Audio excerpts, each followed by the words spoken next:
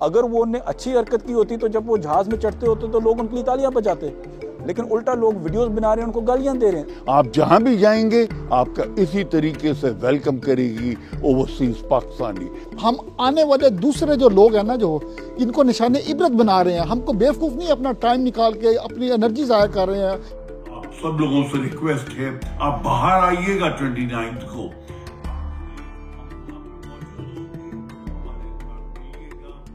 मिलकर हम जॉइंटली एक आवाज उठाएंगे अगेंस्ट द इनजस्टिसेस जो वहां पर इनके टेन्योर के अंदर हुए।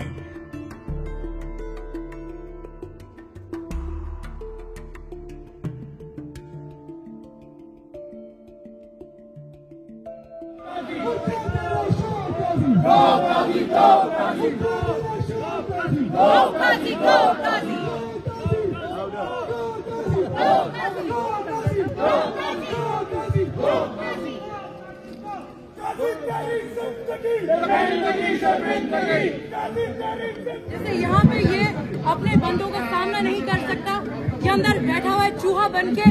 शर्म करो, हया करो, इमरान को रिहा करो। Ask the Middle Temple to immediately expel Qazi Faiz Issa as a man.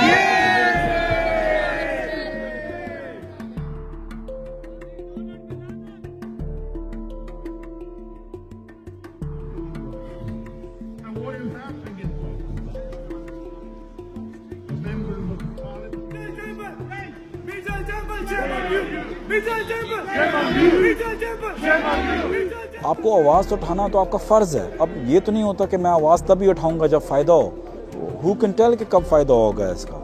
लेकिन बात ये कि अवेयरनेस हमें क्रिएट करनी थी कि हम समझते हैं कि मिडिल टेंपल ने जो चॉइस की है वो बिल्कुल एक नाइंसाफ़ी वाली चॉइस है और बहुत एक पोर चॉइस है।